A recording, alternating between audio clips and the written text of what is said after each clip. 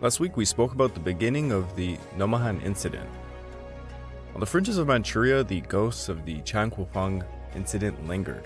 It was August of 1938 when Soviet and Japanese forces locked in a brutal standoff over a disputed hill, and it claimed thousands of lives before a fragile ceasefire redrew the lines. Japan, humiliated yet defiant, withdrew, but the Kwantung army seethed with resentment. As winter thawed into 1939, tensions simmered along the Halha River, a serpentine boundary between Manchukuo and Mongolia. Major Tsuji Masanobu, a cunning tactician driven by Gekujo's fire, drafted Order 1488, a mandate empowering local commanders to annihilate intruders, even luring them across the border. Kwantung leadership, bounded by past battles, endorsed it, ignoring Tokyo's caution amidst the grinding China War. By May, the spark ignited. Mongolian patrols crossed the river, clashing with Manchukuo cavalry near Nomonhan's sandy hills. General Komatsubara, ever meticulous, unleashed forces to destroy them, bombing the western bank and pursuing those retreating. Soviets, bound by their pact, rushed reinforcements, their tanks rumbling across the fray. What began as skirmishes ballooned into an undeclared war. This episode is General Zhukov arrives at Nomonhan.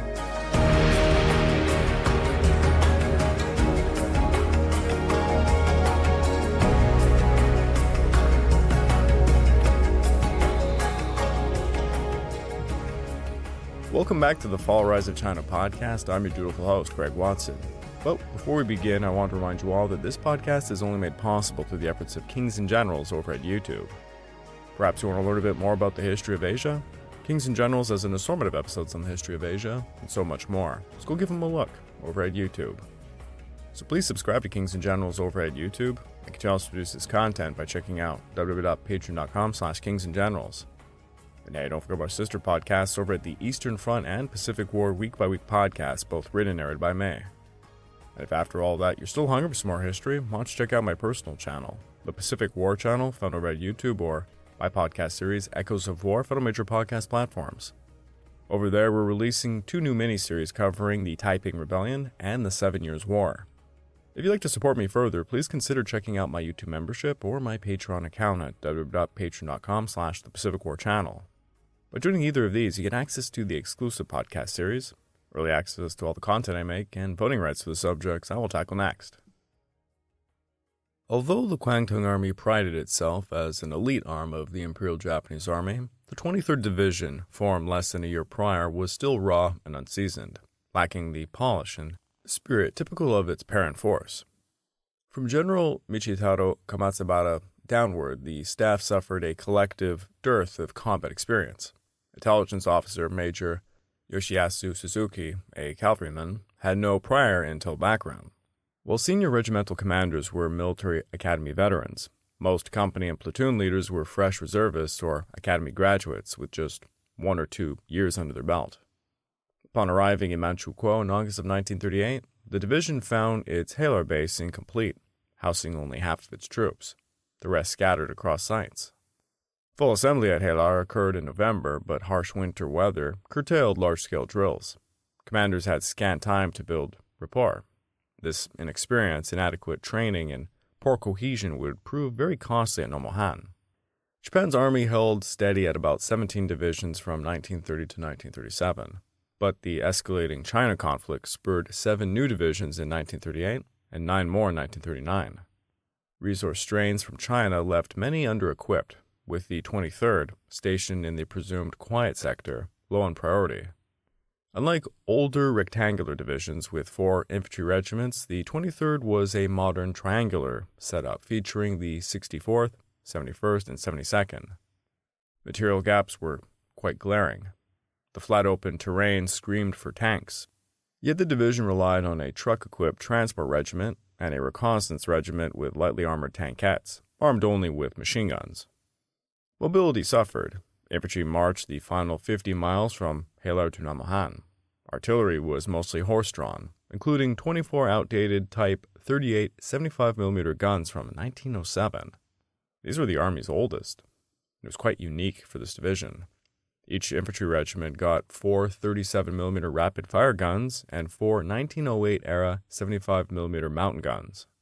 The artillery regiment added 12 120mm howitzers, all high-angle, short-range pieces ill-suited for the flatlands or for anti-tank roles. Anti-tank capabilities were actually quite dire. Beyond rapid-fire guns, options boiled down to demolition charges and Molotov cocktails, demanding suicidal human bullet tactics in open terrain, a very fatal flaw against armor. The division's saving grace lay in its soldiers, primarily from Kyushu, Japan's southernmost main island, long famed for hardy warriors. These men embodied resilience, bravery, loyalty, and honor, offsetting some training and gear deficiencies. Combat in Nomonhan wrapped up gradually, with Japanese Manchukuo forces initially outnumbering the Soviet Mongolian foes. The Soviets faced severe supply hurdles. Their nearest rail at Borzia sat 400 miles west of the Halha River, requiring truck hauls over rough, exposed terrain prone to airstrikes. Conversely, Halha was about 200 miles from Nomonhan, with the Hongadai railhead just 50 miles away, linked by 3 dirt roads.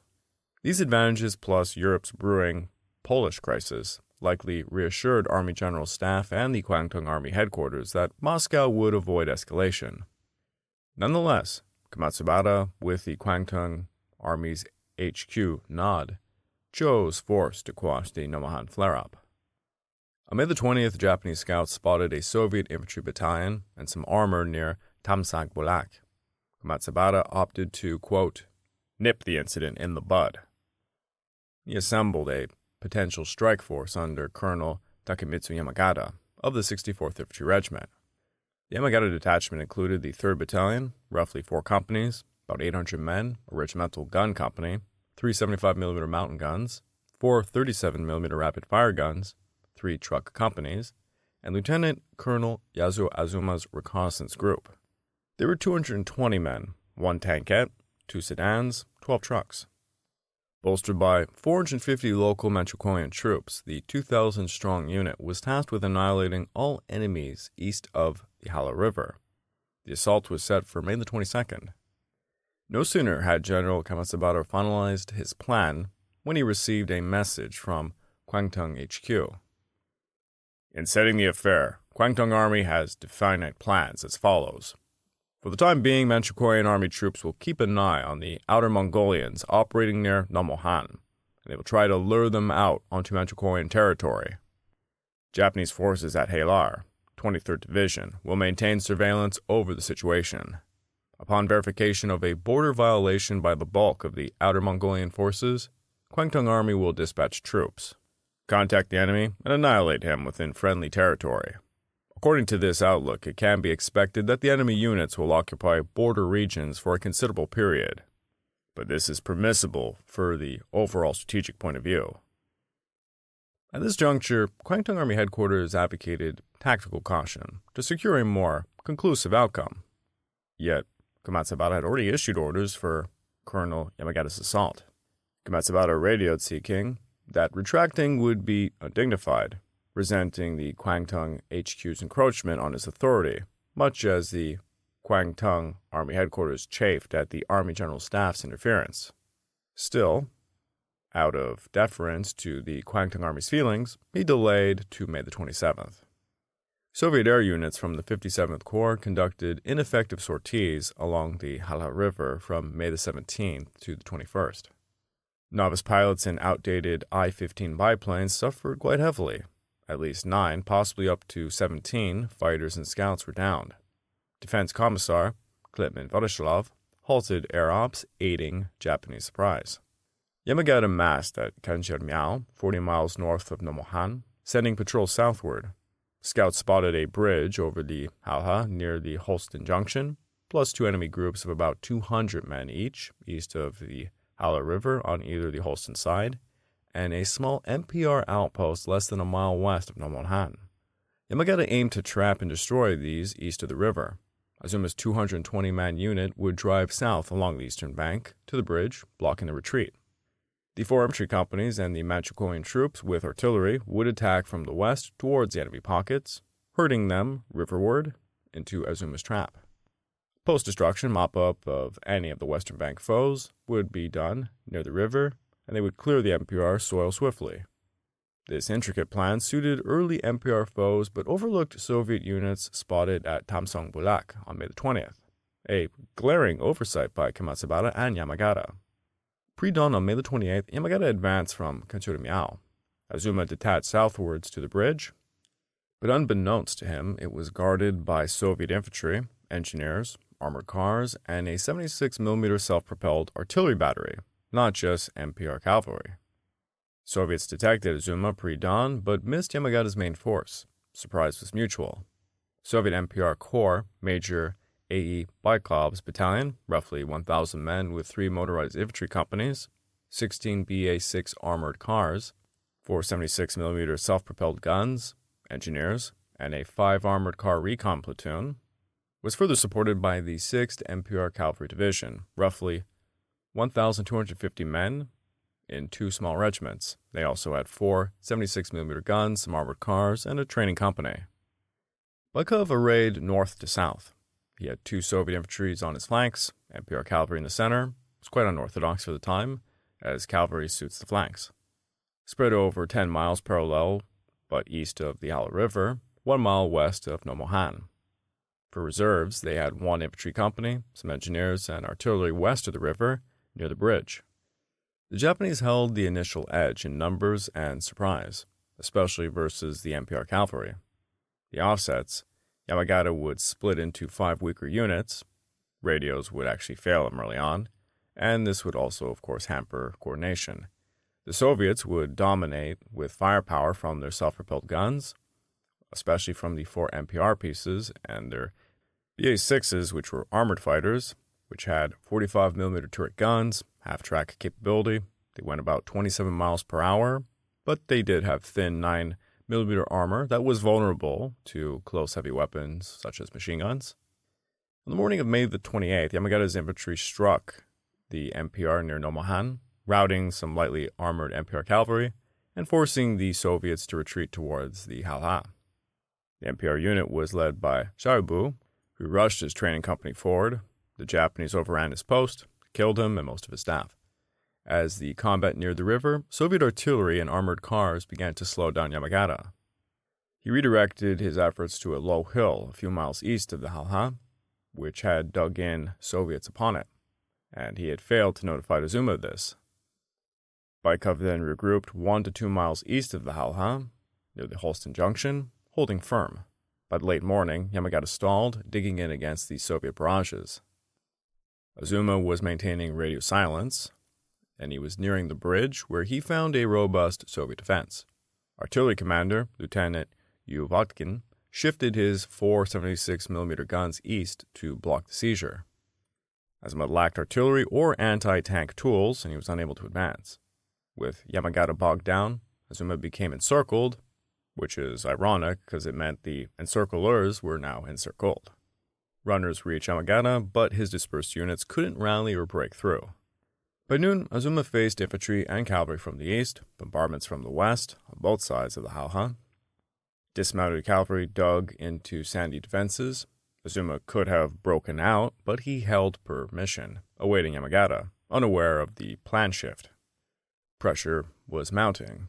Major I.M. Remizov's full 149th Regiment, recently arrived from Tamsong-Bulak, was tilting the odds, and resupply was failing the Japanese. A major urged withdrawal, and Azuma refused, deeming retreat shameful without orders, and this, of course, was a Japanese army hallmark, where retreat was simply taboo. Unauthorized pullbacks meant execution.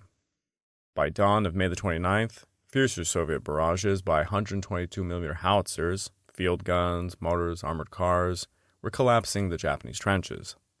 An incendiary hit Azuma's sedan, igniting trucks, causing a lot of wounded, and took out a lot of ammo. By the later afternoon, the Soviets closed into 50 yards on 3 fronts. Armored cars breached the rear. The survivors fought desperately. Between 6 and 7 p.m., Azuma led 24 men in a banzai charge, cut down by Soviet machine guns. A wounded medical lieutenant ordered escapees, and about 4 would get out. The rest were killed or captured. Komatsubara belatedly reinforced Yamagata on May the 29th with some artillery, anti-tank guns, and fresh infantry. Now, sources claim Major Tsuji Masanobu arrived, rebuked Yamagata for inaction, and spurred corpse recovery over the next 3 nights, yielding about 200 bodies. This would include Azuma. Yamagata withdrew to Kajirimiao, unable to oust his foe. Ironically, Remizov mistook the recovery truck lights for attacks, and he briefly pulled back west on May 30th. By June the 3rd, discovering the exit, Soviet MPR units began to reoccupy the zone, and the Japanese officially blamed Number 1, poor planning and recon by Komatsubara and Yamagata. Number 2, communication failures. Number 3, Azuma's heavy weapons were quite lacking. Azuma's unit suffered about 159 deaths, 119 wounded, 12 were missing from the main force. This was at about 500, so 25% of the detachment. The Soviets praised Khalkhin for his thwarting pincer maneuver. The Russians suffered about 138 killed, 198 wounded. MPR cavalry was hit quite hard by the Japanese and some friendly fire. The Soviet media was quite silent about the entire thing until June the 26th. Kwantung Army headquarters censored most information going out, trying to probably mislead Tokyo. May 30th, the Kwantung Chief of Staff General Rensuke Isogai assured the Army General Staff that they were avoiding any prolonged fight via heavier frontier blows, downplaying the Soviet buildup and escalation. At the same time, he requested river crossing gear, rather urgently. This clearly hinted at a Halha River invasion. The Army General Staff's General, Gun Hashimoto, affirmed some trust in the localization of the event. The Soviets' vexations seemed manageable. Chastisement seemed quite an easy option. Colonel Masazumi Inada's section assessed the entire thing on May 31st. This is what they concluded. Number 1, USSR avoids expansion. Number 2, we trust the Kwantung will localize this. Number 3, it seemed a good idea to perform provocative acts like deep MPR airstrikes. Thus ended what many would term the Phase 1 of this. Kwantung called it a mutual win-loss, but this is inaccurate. Azuma was destroyed. Heavy tolls were placed on the Japanese, and remorse was gnawing Komatsubara. On June the 1st, an urgent summon from Moscow pulled the young deputy commander of the Belarusian military district from Minsk to meet Defense Commissar Marshal Kliment Voroshilov. He boarded the first train with no evident concern, even as the army purges faded into memory. This rising cavalry and tank expert, one Georgy Konstantinovich Zhukov, would later help defend Moscow in 1941, triumph at Stalingrad and Kursk, and march to Berlin as a hero of the Soviet Union. Born in 1896 to a poor family, headed by a cobbler, Zhukov joined the Imperial Army in 1915 as a cavalryman. Of average height but sturdy build, he excelled in horsemanship, and he earned the Cross of St. George and a non-commissioned status for bravery in 1916. After the October Revolution, he joined the Red Army and the Bolshevik Party, fighting in the Civil War from 1918 to 1921. His proletarian roots, tactical skill, and ambition propelled him. He was given command of a regiment by 1923, a division by 1931. An early advocate of tanks, he survived the purges, impressing superiors as a result-driven leader and playing a key role in his assignment to Mongolia. In Voroshilov's office on June the 2nd, Zhukov learnt of the recent clashes. He was ordered to fly east, assess the situation, and assume command if needed. He soon met acting deputy chief Ivan Smorodinov, who urged candid reports. Europe's war clouds and the rising tensions with the Empire of Japan concerned the Kremlin. Hours later, Zhukov and his staff flew east. Arriving on June the 5th at Tamsang-Bulak, that being the 57th Corps headquarters, Zhukov met the staff and found the Corps commander, Nikolai Viklenko, and most of his aides quite clueless. One regimental commissar, M.S. Nikishev, had visited the front. Zhukov toured with Nikishev that very afternoon, and he was impressed by his grasp. By the day's end, Zhukov bluntly reported, this was not a simple border incident. The Japanese were likely to escalate. The 57th Corps was inadequate to the task. He suggested holding the eastern Halha bridgehead until reinforcements could assemble for a counteroffensive, and he heavily criticized Veklenko. Moscow replied on June the 6th, relieve Veklenko, appoint Zhukov. Reinforcements would begin to arrive. The 36th Mechanized Infantry Division, the 7th, 8th, and 9th Mechanized Brigades, the 11th Tank Brigade, the 8th MPR Cavalry Division, a heavy artillery regiment, an air wing of more than 100 aircraft, including 21 pilots, who had all earned renown in the Spanish Civil War. The entire force was redesignated as the 1st Army Group.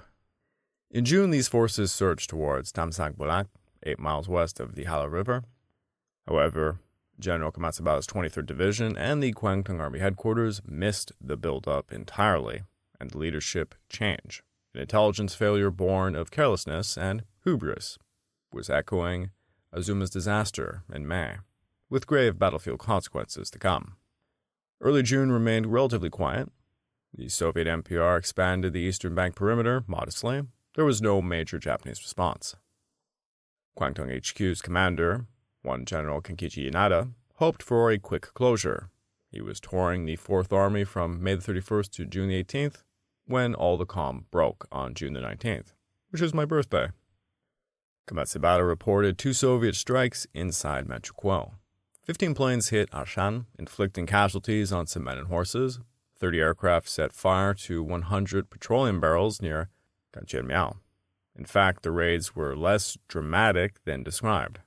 Not on Kanchemiao town, which held about 3,000 people, roughly 40 miles northwest of Nomonhan, but on a supply dump 12 miles south of it. Arshan referred to a small village near the border, near Arshanmiao, a Manchukuoan cavalry depot, not a major railhead at Harlun-Arshan, which was 100 miles southeast. The raids were strafing runs rather than bombing runs. It was possible retaliation for May 15th's Japanese raid over the MPR outpost number 7, where 2 were killed and 15 were wounded, or a response to Zhukov's bridgehead push. Voroshilov authorized the action. His motives remained unclear. Nonetheless, the Kwantung Army Headquarters, unused to air attacks after dominating the skies of Manchuria, in Shanghai of 1932, and within China currently, were quite agitated. Midday of June 19th, the operations staff met. Major Tsuji Masanobu urged swift reprisal. Colonel Masio Terada urged delay in light of the Tianjin crisis. This was a new Japanese blockade near Beijing. Tsuji argued that firmness at Nomonhan would impress Britain, and action would invite deeper Soviet bombardments or even invasion. He swayed Chief Colonel Takeshiro Hattori and others, including Terada. They drafted a briefing. The situation seemed to be grave. Passivity risked a larger invasion and eroded British respect for Japanese might. After 2 hours of joint talks, most of the Kwantung Army headquarters members supported strong action. Soichi drafted a major Halha River crossing plan to destroy the Soviet MPR forces. Hattori and Terada pressed the plan to the Chief of Staff, General Rensuke Isogai, an expert on Manchukuoan affairs, but not operations, and he would defer to Deputy General Otsaburo Yano, who was actually absent at the time. They argued urgency. Isogai noted delays in the Army General Staff approval. The pair contended for local Kwantung prerogative, citing the 1937 Amur cancellation. The Army General Staff would likely veto it. Under pressure, Isogai assented, pending Onada's approval. Onada approved, but insisted that the 23rd Division lead, not the 7th.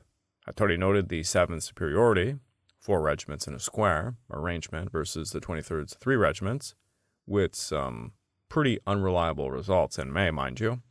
Onada prioritized Komatsubara's honor, however, assigning another division that would imply distrust. The plan would pass on. All this was a glaring example of the growing Gakujo in action. The plan called for reinforcing the 23rd with the 2nd Air Group, about 180 aircraft, led by Lieutenant General Tsuji Gigi, the Yamagata Detachment, led by Lieutenant General Masayomi Yasuka, 2 tank regiments, who oversaw 2 tank regiments, some motorized artillery, and the 26th Infantry of the 7th. Total strength was about 15,000 men, 120 guns, 70 tanks, 180 aircraft. Kwantung Army HQ estimated the enemy at about 1,000 infantry, 10 artillery pieces, and about 12 armored vehicles, expecting a rather quick victory. Reconnaissance to the Halha River was curtailed to avoid alerting the Soviets. Confidence ran quite high, even as intel warned otherwise. Not all of the Japanese leaders were convinced. The 23rd's Ordnance Colonel reportedly committed suicide over awful equipment. An attaché, Colonel Akio Doi, warned of growing Soviet buildup, but operations dismissed his concerns. In reality, Zhukov's force comprised about 12,500 men, 109 guns, 186 tanks, 266 armored cars, and more than 100 aircraft. Needless to say, the Soviets had an armor advantage. The Japanese plan echoed Yamagata's failed May 28th initiative. The 23rd Main Body would seize the Fui Heights, 11 miles north of the Haha-Holston Junction. They would cross by pontoon, sweep south along the western bank towards the Soviet bridge. Yoshioka would push southeast of the Halha to trap and destroy the enemy at the junction. On June the 20th, Tsuji briefed Komatsubara at Hilar, expressing Unada's trust while pressing to redeem the May failure. Limited pontoon capacity would not support the armor. The operation would be quite vulnerable to air power. Tsuji's reconnaissance detected Soviet air presence at Tamsangbulak, prompting a preemptive strike and another plan adjustment. The Kwantung Army Headquarters informed Tokyo of the offensive in rather vague terms, citing that some raids would be held, but withholding really any details of what they were raiding. Even this would cause rather large debates. Then Minister Seishiro Itagaki supported Uada's stance, favoring limited operations to ease nervousness. Tokyo concurred, unaware of what was actually going on. Fearing a veto on the Tamsangbulak raid, the Kwantung Army Headquarters shielded details from the Soviets and Tokyo. A June the 29th ground attack was prepared. Orders were relayed by courier. The leak would reach Tokyo on June the 24th. Deputy Chief General Tetsuo Nakajima telegrammed 3 points. Number 1. Army General Staff policy is to contain the conflict and avoid West MPR air attacks. Number 2. Bombing risks escalation. Number 3. Sending Lieutenant Colonel Yadoru Asare on June the 25th for liaison. Now, polite Japanese diplomatic phrasing allowed operations to interpret the message as a mere suggestion. To preempt Aruse's explicit orders, Tsuji urged secrecy from Unada, Isugai, and Yano, and an advanced raid was to commence on June the 27th. Aruse arrived after the raid on Tamsangbulak and on Bantuman, which was deeper into MPR territory. It's actually near Chobalsan. The raid resulted in approximately 120 Japanese planes surprising the shit out of the Soviets, grounding and destroying aircraft and scrambling their defenses. Tsuji, flying in a bomber himself, claimed 25 aircraft destroyed on the ground and about 100 in the air, which is ridiculous. Official tallies reported 98 destroyed and 51 damaged. Ground kills estimated to about 60 at Bantuman. Japanese losses were relatively light. 1 bomber, 2 fighters, 1 scout, about 7 dead. Moscow raged over the losses and the perceived failure to warn in time. This was still the Purge era. Blame fell on suspected spies and traitors.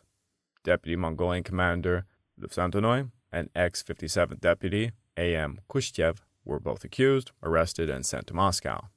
Lufsantonoy was executed. Kushchev received a 4-year sentence. Later, became a rising major general and a hero. The Kwantung Army HQ celebrated. Operations notified Army General Staff by radio. Colonel Masazumi Inada rebuked, "You damned idiots! What do you think the true meaning of this little success is?" A withering reprimand followed. Stunned but unrepentant, Kwantung Army HQ soon received Tokyo's formal reprimand. "Report was received today regarding the bombing of Outer Mongolian territory by your air units. Since this action is a fundamental disagreement with our policy, which we understood to be your army trying to settle the incident, it is extremely regrettable that there was no advance notice of your intent. Needless to say, this matter is attended with such far-reaching consequences that it can by no means be left to your unilateral decision anymore. Hereafter, existing policy will be definitively and strictly observed. it is requested that air attack programs be discontinued immediately. However, by this time, the Kwantung Army staff officers stood in high indignation. Tsuji later wrote that, quote, "Tremendous combat results were achieved by carrying out dangerous operations at the risk of our lives. It is perfectly clear that we were carrying it all out in an act of retaliation. What kind of general staff ignores the psychology of the front lines and tramples on their feelings?" Tsuji drafted a caustic reply, which the Kwantung Army commander sent back to Tokyo, apparently without Unada's or other senior Kwantung Army headquarters officers' knowledge. "There appeared to be a certain difference between the Army General Staff and this Army in evaluating the battlefield situation and the measures to be adopted. It is requested that the handling of trivial border area matters be entrusted to the Kwantung Army." That rather sarcastic note from the Kwantung Army HQ left a deep impression at the Army General Staff Headquarters, which felt something had to be done to restore discipline and order. When General Nakajima informed the throne about the air raid, the Emperor rebuked him and asked who would assume responsibility for the unauthorized attack. Nakajima replied that military operations were ongoing, but that appropriate measures would be taken after this phase had ended. Inada sent Terada a telegram implying that the Kwantung Army staff officers responsible would be sacked in due course.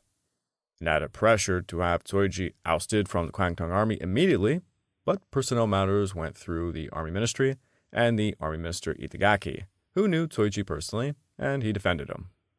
Tokyo recognized that the situation was quite delicate. Since 1932, the Kwantung Army had operated under imperial orders to, quote, defend Manchukuo, which was a rather broad mandate. Opinions differed in the Army General Staff about how best to curb Kwantung Army's operational prerogatives.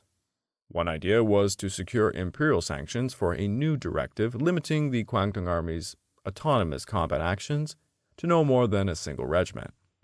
Several other plans circulated, but in the meantime, the Kwantung Army needed tighter control.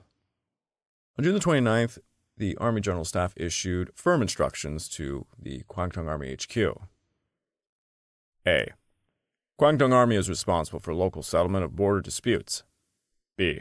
Areas where the border is disputed or where defense is tactically unfeasible need not be defended. Your orders. C. Ground combat will be limited to the border region between Manchukuo and Outer Mongolia, east of Lake Boronor. D. Enemy bases will not be attacked from the air. With this heated exchange of messages, the relationship between the Kwantung Army and the Army General Staff reached a critical boiling point. Tsuji called it the breaking point between Xiqing and Tokyo. According to Colonel Inada, after this air raid squabble, Gakujo became much more pronounced in Xiqing, especially within the Kwantung Army's Operations Section, which ceased making meaningful reports to the Army General Staff Operations Section. At the Kwantung HQ, the controversy and the perception of the Army General Staff interference in local affairs hardened the resolve of the wavering staff officers to move decisively against the USSR. Thereafter, Kwantung Army officers rejected the General Staff's policy of moderation in the Nomonhan incident. Tsuji characterized the conflict between the Kwantung Army and the General Staff as a classic clash between combat officers and desk jockeys. In his view, the Army General Staff advocated for a policy of not invading enemy territory even if one's own territory was invaded, while the Kwantung Army's policy was to not allow an invasion. Describing the mindset of the Kwantung Army at the time, and his own, for that matter, towards the USSR and the border disputes, Tsuji invoked the samurai warrior's warning. "Do not step any closer or I shall be forced to cut you down." Tsuji argued that the Kwantung Army had to act firmly at Nomonhan to avoid a larger war later on. He also stressed the importance, shared by him and his colleagues, the Kwantung Army maintaining its dignity, which he believed was threatened by both enemy actions and the Army General Staff. Within this rather emotionally charged atmosphere, the Kwantung Army would launch a July offensive. Now, the success of the 2nd Air Group's attack at Tamsang-Balak further inflated the Kwantung Army's confidence in the upcoming offensive. Although air reconnaissance had been intentionally limited to avoid alarming or forewarning the enemy, some scout missions were flown. The scouts reported numerous tank emplacements under construction, though most reports noted very few tanks. A single report of large numbers of tanks was downplayed at the headquarters. What drew major attention at the Kwantung Army headquarters were reports of large numbers of trucks leaving the front daily and streaming westward into Mongolian interior. This was interpreted as evidence of a Soviet pullback from forward positions, suggesting the enemy might sense the imminent assault. Orders were issued to speed up the final preparations for the assault before the Soviet forces could withdraw from the area, whereupon the Japanese meat cleaver would dismember them. What the Japanese scouts had actually observed was not a Soviet withdrawal, but part of a massive truck shuttle that General Grigory Stern, the new commander of the Soviet forces in the Far East, organized to support Zhukov. Each night, Soviet trucks from the distant Emperor railway depots to Tamsang-Balak and the combat zone would move eastward with their lights dimmed, carrying supplies and reinforcements. By day, the trucks returned westward for fresh loads. It was these returning trucks, mostly empty, that the Japanese scouts were seeing. The Kwantung interpretation of this mass westbound traffic was a serious error, though understandable. The Soviet side was largely ignorant of Japanese preparations, partly because the June 27th air raid had disrupted Soviet air operations, including their reconnaissance. In late June, the 23rd Division and Yasuka's tank force moved from Halha and Chongchongmiao towards Nomonhan. A mix of military and civilian vehicles pressed into service, but there was still insufficient motorized transport to move all the troops and equipment all at once. Most infantry marched the 120 miles to the combat zone by foot, under a very hot sun, carrying 8-pound loads. They would arrive 4 to 6 days with little time to recover before the scheduled assault. With Komatsubara's combined force of about 15,000 men, 120 guns, and 70 tanks poised to attack, the Kwantung Army's estimated Soviet MPR strength near Nomonhan and the Halha River at about just 1,000 men, perhaps 10 anti-aircraft guns, 10 artillery pieces, and a few dozen tanks. Well, in reality, the Japanese air activity, especially the big air raid on June the 27th, had put the Soviets on rather high alert. Zhukov suspected a ground attack might occur, though nothing as audacious as a large-scale crossing of the Halha River was anticipated. During the night of July the 1st, Zhukov moved his 11th Tank Brigade, the 7th Mechanized Brigade, and the 24th Mechanized Infantry Regiment from their staging areas near Tamsang-Balak to positions just west of the Halha River. Powerful forces on both sides were being marshaled with basically no knowledge by either side. As the sun scorched the Mongolian steppes, the stage was set for a clash that would actually echo throughout history. General Komatsubara's 23rd Division, bolstered by Yasuoka's armored might and the skies commanded by Jiji's air group, crept towards the Halha River like a predator during the night. 15,000 Japanese warriors, their boots heavy with dust and resolve, prepared to cross the disputed waters and crush what they believed was a faltering foe. Little did they know, Zhukov's reinforcements, with tanks rumbling like thunder, mechanized brigades poised in the shadows, had transformed the frontier into a fortress of steel. Miscalculations piled like sand dunes. Japanese scouts mistook supply convoys for retreats, while the Soviet eyes were blinded by the previous air raid, underestimated the impending storm.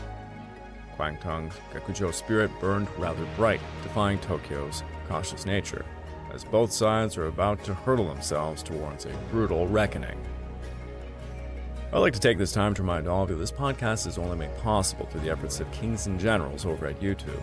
Please go subscribe to Kings and Generals over at YouTube and continue to help produce this content by checking out www.patreon.com/kingsandgenerals. Hey, don't forget about our sister podcasts over at the Eastern Front and the Pacific War Week by Week podcast, both written and narrated by me.